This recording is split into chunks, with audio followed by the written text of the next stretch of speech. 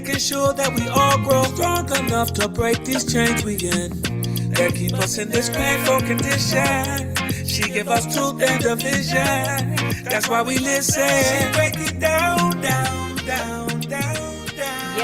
Yes. Welcome back. You are listening to Lurie Daniel Favors on Sirius XM's Urban View, where talk empowers and becomes action. Apparently, the righteous watch has got something to say. Now, you all know that I took that term that was coined by the one and only Feminista Jones, phenomenal professor and brilliant black woman. Righteous whites is a phrase that refers to the whites who are willing to use their privilege and power to make the world a better place, or to at least buck the system, or to otherwise do something disruptive to business as usual. And I believe, after observing what's happening in Minneapolis, I believe that there are enough righteous whites out there that the rest of y'all ain't got no excuse. You ain't got no excuse. And I want you to take a listen to this gentleman by the name of Saint Reese, who shared this clip. And this is a clip where you are going to see a white man who is asking a very important question about the possibility of a civil war. Now, it's going to feel a little weird to have this conversation. I get it, I understand it, but I'm going to share my screen because I want you all to watch this in real time. Let's take a listen to what he's asking about whether or not America is ready for a civil war. Okay? Hold on. Let me make sure I'm sharing. Am I sharing the screen? I'm not sharing the screen yet. Here we go. All right, let's take a listen. I found this scrolling on social media. Let me know what y'all think about this. What Americans are dealing with right now is not the 1930s, it's not Germany, it's not the Gestapo, it is the South. The Civil War was never fully resolved. This struggle and the divide between Americans that we are seeing right now is 100% the Christian nationalist South versus the rest of America. It is the South versus the Union all over again. And that is a fundamental reality that I think a lot of us need to start acknowledging sooner rather than later. ICE does not behave like the Gestapo. ICE behaves like the police department. And where does the police come from? They come from the slave catching industry that rose up when slaves were escaping to the Union, when there was a proto-balkanization of the United States. And half of the United States was operating with one set of laws and one set of ethics, and the other half of the United States was operating with another. All of it inevitably culminating into a massive civil war. And that is the same exact thing that we are seeing today. Because the thing we have to realize about 1930s Germany is that they were overwhelmingly popular. The Yahtzee Party was popular. A vast majority of Germany supported their ideologies and what they were doing. And yes, we can definitely glean a lot of insight into what's currently happening by finding those parallels to what happened in the 30s, but that's not what's happening now. We are in Civil War Part 2, Electric Boogaloo, The Reckoning. We never actually punished the South. We never actually illegalized slavery. We simply transformed these things and then told the people of the South to operate covertly.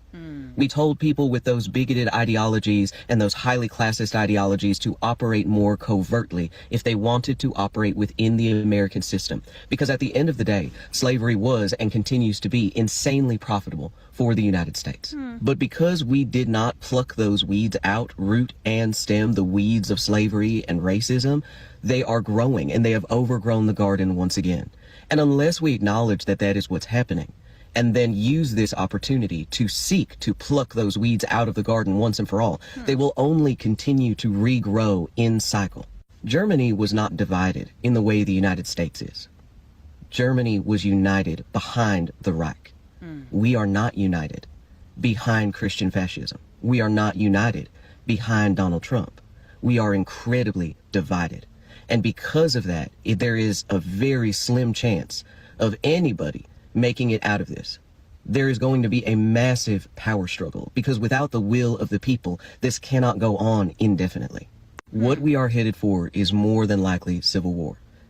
Let me know what y'all think about this. Now, I'm going to let you know what I think about this. I don't actually know if that last part is true, if where we are headed for is a civil war in terms of how we understood the first civil war to take place, but I do think it's something worth thinking about. Please don't forget to like, subscribe, and share the video because we got to guide these algorithms. Oh, and also don't forget to go to my website, LurieDanielFavors.com, to get on my mailing list because the doors to my online community, Sankofa Connections, will be opening up in February. But one of the reasons that I wanted to start with this video is because it is clear to me that there are a whole lot more white people who are crystal clear about what's happening than we have traditionally been led to believe. And when you see some of the whites who have been operating in Minneapolis, you really get an understanding as to what it looks like when white men are using their voices for good. I'm going to let you watch this one other clip before we get into the meat of what we're going to discuss today. These are white men out of Minneapolis who are talking about a panoply of issues, much in the way that the previous video that we just saw did. Let's take a listen. Just to be clear,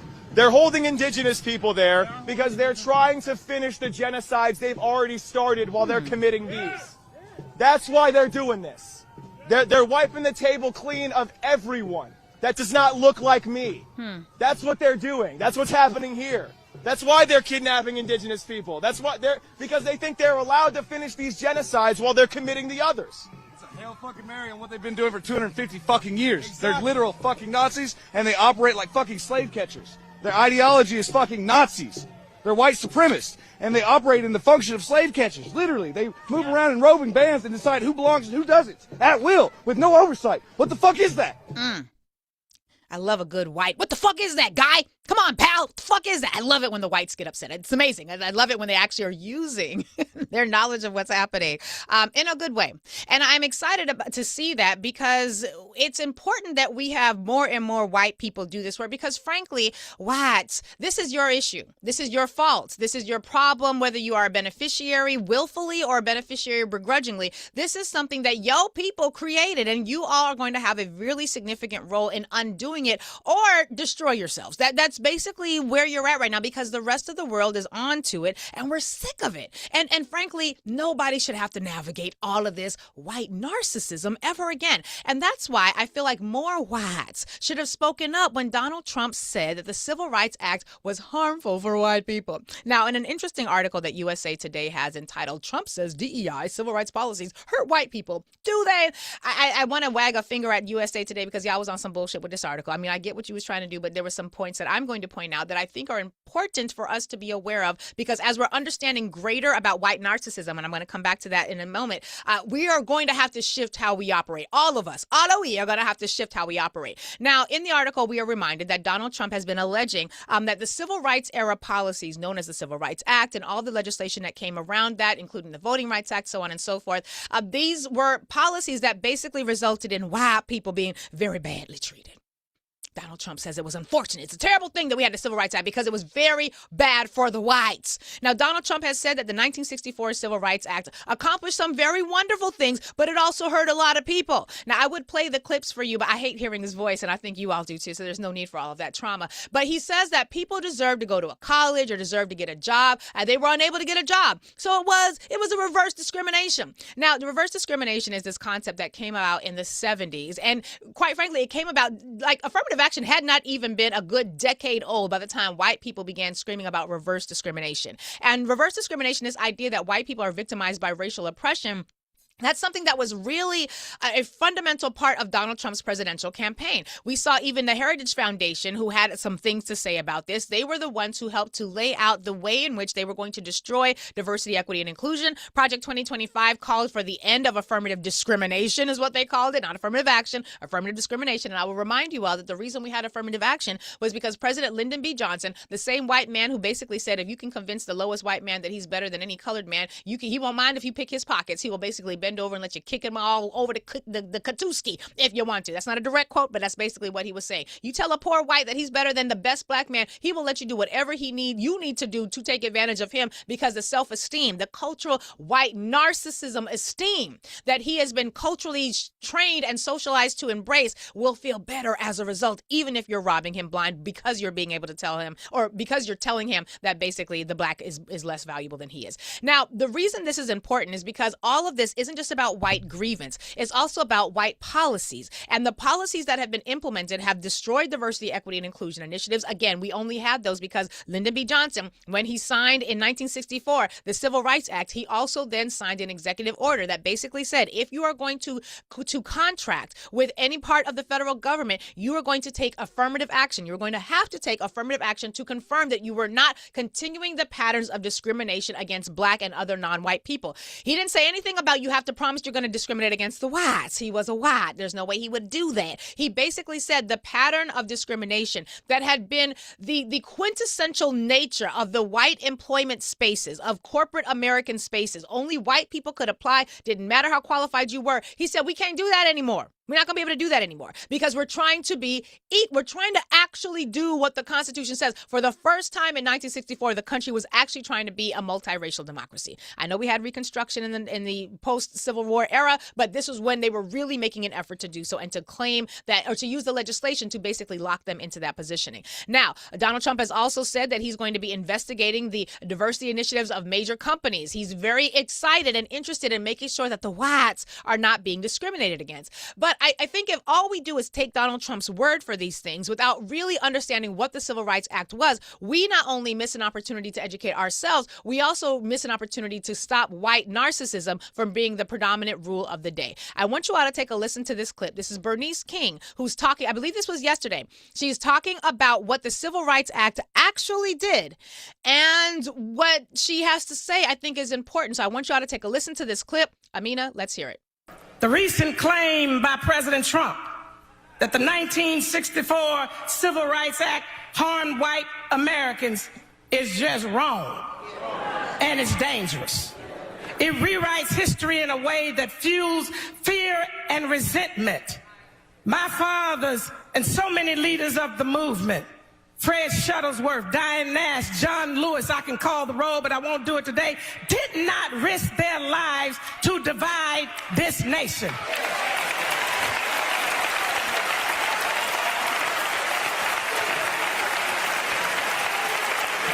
They did not risk their lives to divide this nation. They did so because America was denying millions basic rights, the right to work, the right to vote, to live where they please, to move through society with dignity. The Civil Rights Act did not give black people special treatment. It made discrimination illegal. The same discrimination you're trying to turn around and use. It required the law to protect everyone equally. That is democracy.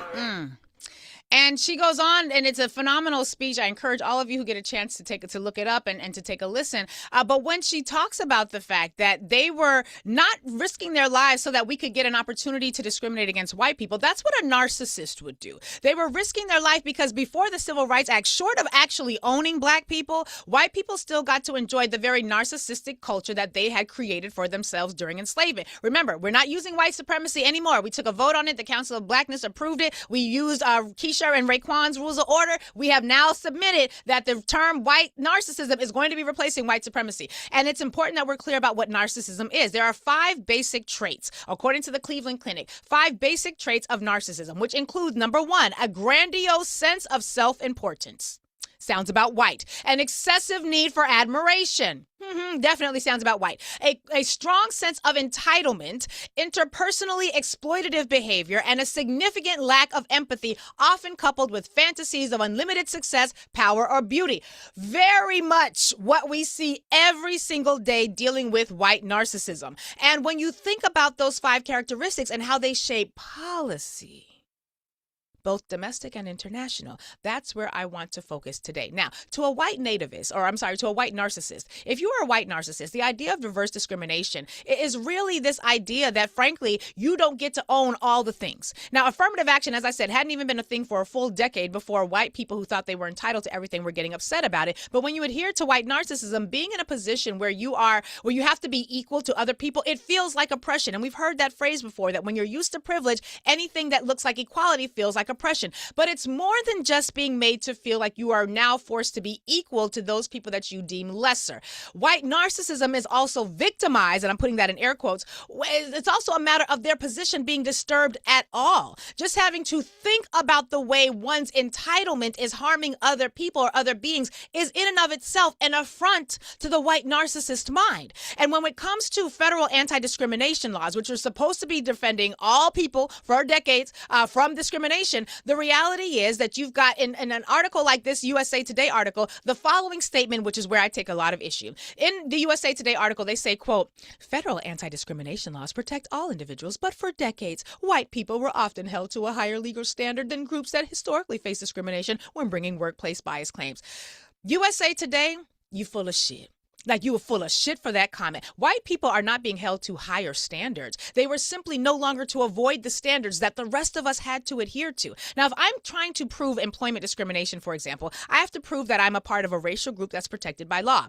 And that's all of us, okay? I have to prove that I was qualified for the job or the promotion. I have to prove that there was some sort of adverse experience. Maybe I was fired, maybe I was demoted, I was denied a promotion, I was dealing with harassment. I have to demonstrate that there was a discriminatory motive or treatment, meaning that a coworker of a different race who is similarly situated than I got better treatment than I did, or that there was a hostile environment, or that there was some circumstantial evidence that basically shows a pattern of bias against people who look like me. Now, if you are white and discriminated against, you too could file a claim. But the reason we don't see a lot of these claims from white people, well, let me ask you this. When's the last time you knew of a white person who applied for a job owned by in a corporation owned by black people?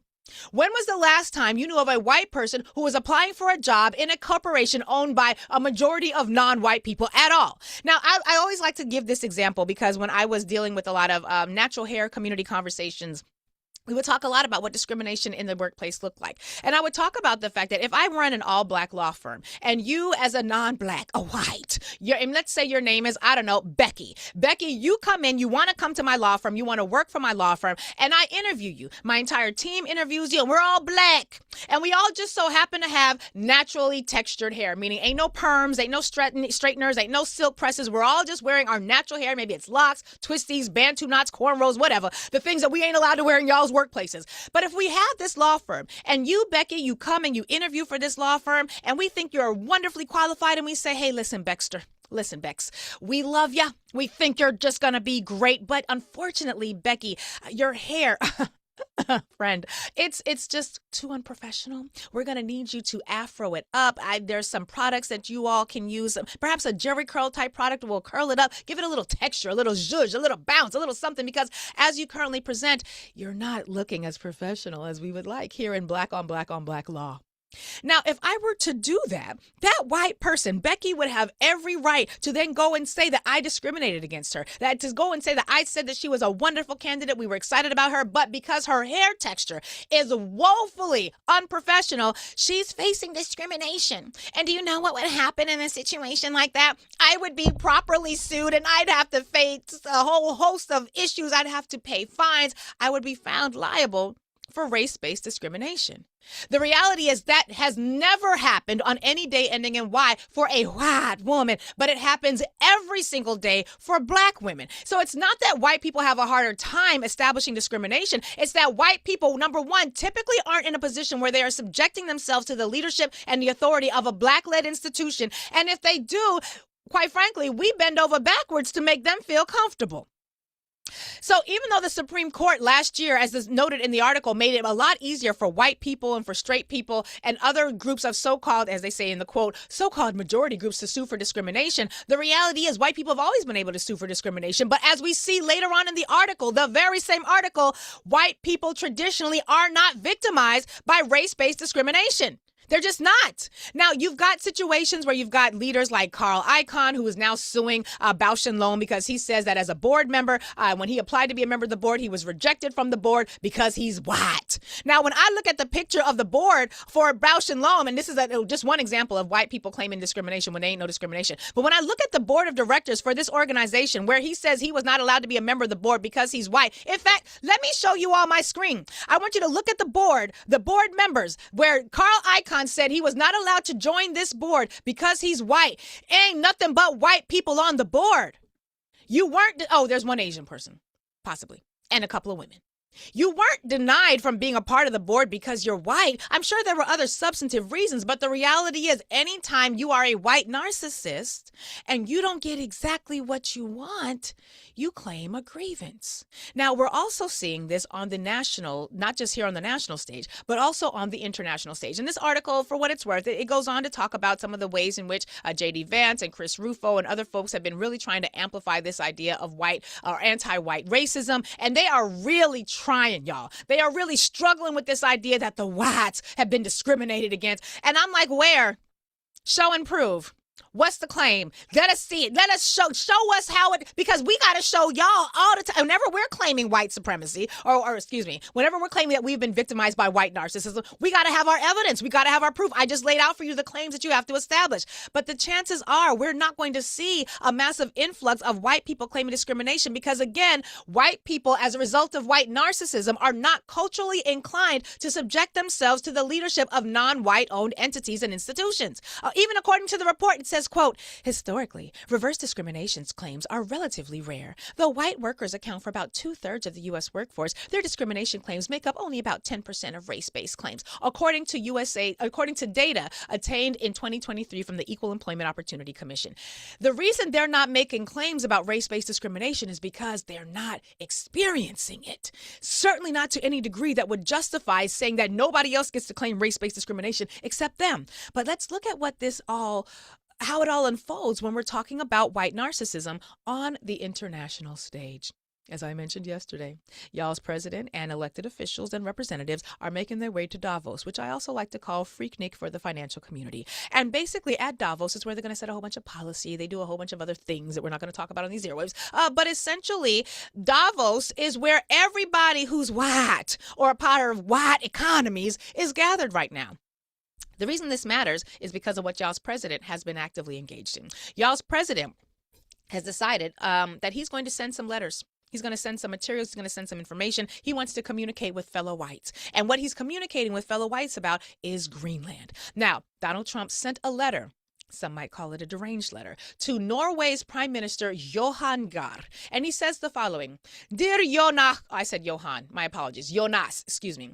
Dear Jonas, considering your country decided not to give me the Nobel Peace Prize for having stopped 8 wars plus is in all caps, I, Donald Trump, no longer feel an obligation to think purely of peace, although it will always be predominant. But now I can think about what is good and proper for the United States of America. Denmark cannot protect that land from Russia or China. And why do they have a right to ownership anyway? There are no written documents. It's only that a boat landed there 300 years ago. I'm sorry, he literally said that. It's only because a boat landed there hundreds of years ago, but we had boats landing there also. I have done more for NATO than any other person since its founding, and now NATO should do something for the United States. The world is not secure unless we have complete and total control of Greenland. My goodness. So aggressive, this white narcissism. So Jonas Gahr, the Prime Minister of Norway, had to respond. And he said the following. When he was asked by the media, had he actually received this letter? He says, I can confirm this is a message I received yesterday afternoon from President Trump. It came as a reply to a short message I sent to President Trump earlier the same day on behalf of myself and Finland's President Alexander Stubb. In our message to Trump, we conveyed our opposition to his increased tariffs against Norway, Finland, and other selected countries. We emphasized the need to de-escalate the rhetoric and requested a phone call between Trump, Stubb, and myself later that day. Trump's reply came only a short time after we sent the message. It was Trump's choice to share the message with other leaders in NATO countries, because Trump ain't just been sharing messages with the other leaders of the NATO countries. Trump been sharing text messages. If you go to the New York Times, the Washington Post, most of the American media outlets right now, some of the leading stories talk about the fact that Donald Trump has been leaking the text messages that him and the other European leaders have been engaging in, because he's really pissed off that they're not just going to give him Greenland. And I love the fact that he said, why you should get to own Greenland just because a couple of boats landed there some hundreds of years ago. Like, literally, dog, that's not the basis of the claim that you are making to America right now. Like, the only reason white people are able to claim America is because y'all boat landed here a couple hundred years ago. That's it. This ain't your homeland. Your homeland is in Norway. It's in Finland. It's in Europe. It's not here. This ain't your homeland, you thieving thieves. And so we're now seeing the entire world having to respond to white narcissism, having to engage with white narcissism. Now, the former Prime Minister of Greenland, Tilly Martin-Newson, said the following, quote, and this is an indigenous community member because Greenland is occupied by the indigenous. He says, quote, "We do not want to be rich like Americans. Look how greedy they are, even trying to invade their friends. Even if there are minerals and oil under our land, they are worth far more. We still would not sell ourselves. We know what happened to indigenous people in Alaska and Native Americans. Their land was taken and they were not treated well. We see who Trump surrounds himself with. White power people. And we, talking about the indigenous people of Greenland, we are not white. We are people of color. We know our rights would likely be taken away." So the entire world is now on notice. You're not dealing with a nation led by rational people. You're dealing with a nation led by white narcissists. Now, to be clear, Europeans, you all are also a part of the white narcissistic reality. How do we know this? Because you do the exact same thing to other communities of color. You all invade, you bring your boats, your planes, your bombs, you invade, you steal, you plunder, you rape, you pillage, you take everything that you need from those lands that you invade and take them back to your country. You want everything from the countries that you invaded in your country except the people that you stole all that shit from. So really, the white narcissism is now biting y'all all up in the ass.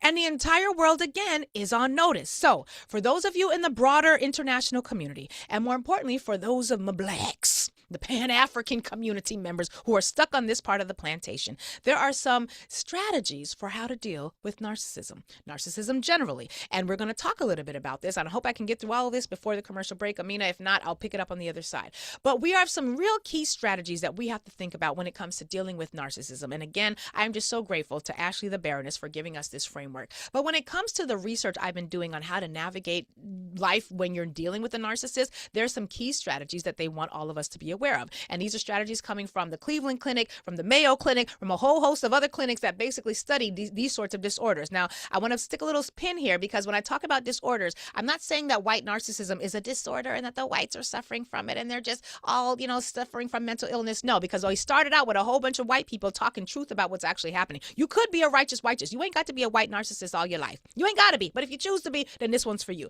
The reality is when you're dealing with a narcissist, there are some best practices that we should all be employing. And again, it ain't a mental illness. This is something they done created. They created white nationalism. They created this idea that there is a racial hierarchy. This ain't no naturally, organically occurring mental illness. This is something that they created because their ancestors were selfish and stingy and diabolical human beings. Some of the worst human beings on the planet. The only ones to basically be unable to interact effectively with any other group of people other than through a position of dominance. Here are the strategies for how to deal with a narcissist.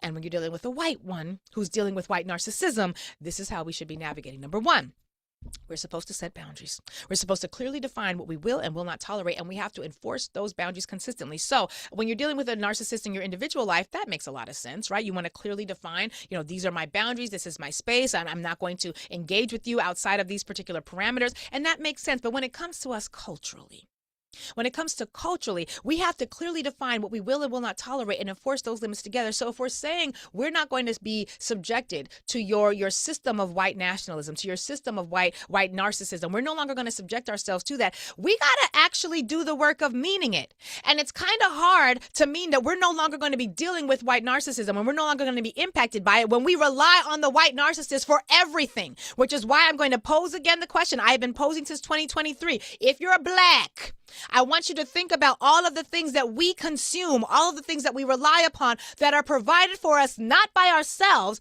but that which are provided for us by white narcissists or a system of white narcissism. Because if we were serious about no longer being victimized by these people, it would not be not one goddamn thing that we would have to rely upon them for.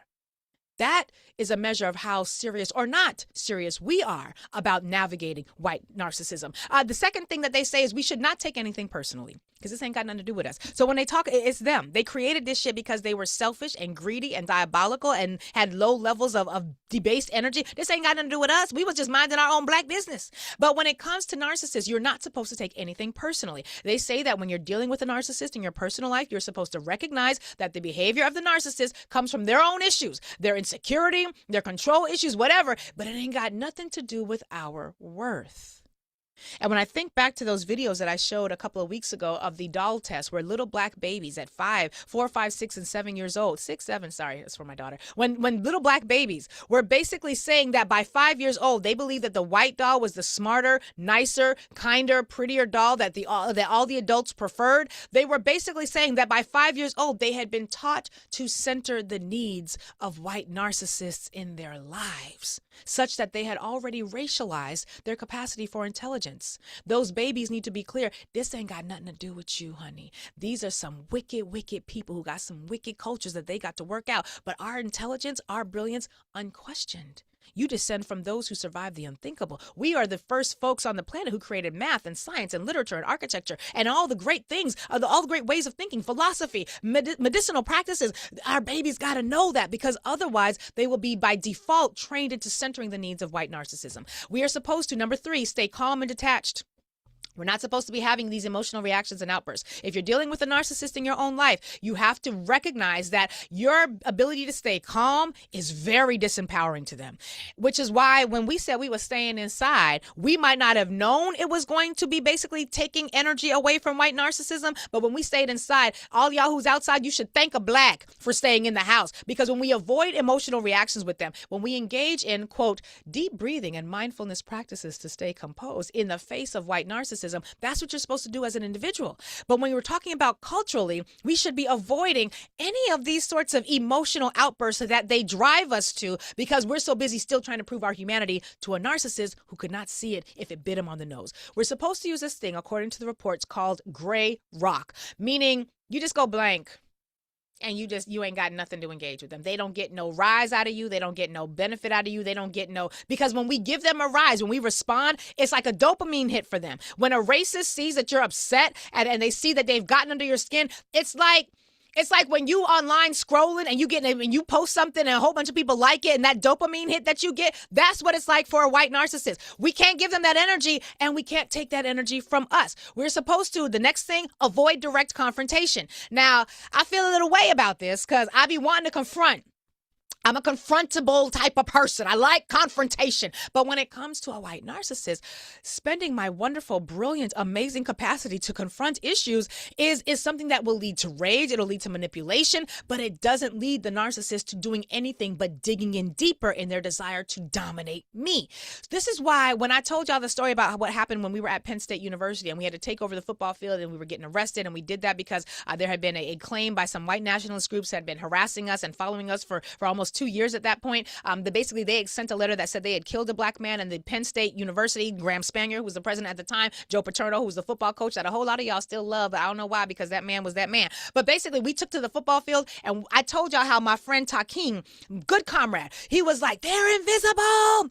They are invisible. They are invisible. And he was yelling that to us, those of us who were on the middle of the football field, who were locked arms and trying not to get torn away by the police. He was yelling that because in the crowds around us, there were stands of kids, students, professors, community members, everyone who had come to watch the Penn State scrimmage game, who were basically yelling N-word this and get them out of there and string them up. And so Takeem was telling us they are invisible to get us to completely focus on us and our mission at hand. And I thank God for that, brother, and the fact that he did that every single day. We're supposed to focus on actions and not words. Watch what they do. Forget what they say. I don't say what peace treaty they signed. Look at what the indigenous going through right now. They done still got these 3 indigenous members kidnapped in violation of every treaty they done ever signed with the Oglala community. I hope I said that name correctly. I think I did not. I apologize. Don't trust what they say. Don't trust what they write down, because narcissists, white narcissists in particular, are lying liars who lie. Now, we know we got the righteous, so you ain't got to be a white narcissist, but if you are, we should just presume that you're a lying liar who lies. We cannot rely on your promises. We can't rely on your word. We have to watch what you do. We are supposed to, when dealing with a narcissist, build a support system. Imagine that. We're supposed to build independent spaces. And this is for people dealing with a narcissist in their own life. We're supposed to lean on trusted friends. We're supposed to have a therapist if we need one. We're supposed to lean on family members, people who can help us out. And so when we think about what this looks like culturally, What should we, the blacks, be doing when we're surrounded by white narcissism? We should be building our village. We should be organizing our capacity to be wholly independent of ever having to rely on people who have this sort of approach to the world. When it comes to self-care, according to the reports, we should be prioritizing self-care. And they say, quote, engage in calming activities to restore your energy. That's why we not outside. You see what I'm saying? The ability to understand narcissism through a racial lens, I think, is extraordinarily important. They say that when it comes to what we should avoid, we should be avoiding the following. Don't expect no apology from a narcissist. They're never going to acknowledge that what they did was wrong. So all of you black people out there who be like, we should just have conversation. We should engage with them. We should build with them and try to speak to their hearts. They don't have a heart when it comes to us. They don't have a heart. They are narcissists. They can't see any value for us because of what they have conditioned their own minds to believe. We should avoid getting stuck into drama or sucked into drama. That means we should not be engaging in power struggles, and we should, quote, no longer explain yourself endlessly. Remember when Toni Morrison, she put out that quote that said basically the purpose of racism is to get you to apologize, to get you to do all this extra work so that you never have to deal with the impact of racism. And this is not a direct quote, but she basically said they're going to say you ain't got no culture because you black. And you spend all this time talking about you researching your culture just to prove to them that you got culture. They say you ain't got no language. They say you ain't got no intelligence. You spend all this time trying to prove to them that you got intelligence. You got all this shit. You are wasting time when you could be building. And they also say, don't give them any ammunition to use against you later. Meaning stop trying to have confessionals with these people. Let the righteous whites just handle them. That's not our business. And then they say, most importantly, signs to leave a narcissist. They say the following. Here's how you know when it's time to leave. Quote, if abuse occurs, or the situation becomes too damaging, creating an exit plan and going no contact, which means complete separation, is often the best solution for your mental health. I be telling y'all, I know y'all be like, she always trying to get us to leave. I'm not saying we got to leave. I'm just saying we can't stay, not with a whole bunch of white narcissists, and be healthy. We can't stay and be able to fulfill our destiny. We're not going to be able to stay and be able to do what it is we got to do. Not under these conditions. Now, if things drastically change because the righteous white just figure out how to get y'all's cousins together, then that's different. We can have a different conversation.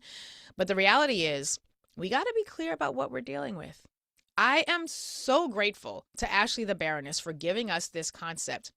And the fact that she was doing so, and I know that she quoted to a particular book. I'm trying to find the article or the title of the book, or at least the gentleman who wrote the book. And his name was, hold on, I put it in my notes, Lewis R. Gordon. Lewis R. Gordon. I'm so grateful that she read that book and that she shared with us what she learned, because I think this should help us to completely shift how we navigate this world.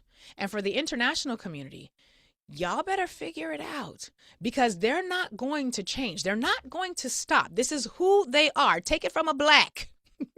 And quite frankly, considering that all of y'all European nations are quite frankly the same, this is on y'all too. Ain't it weird how you get bit back by the same evil you put out in the universe?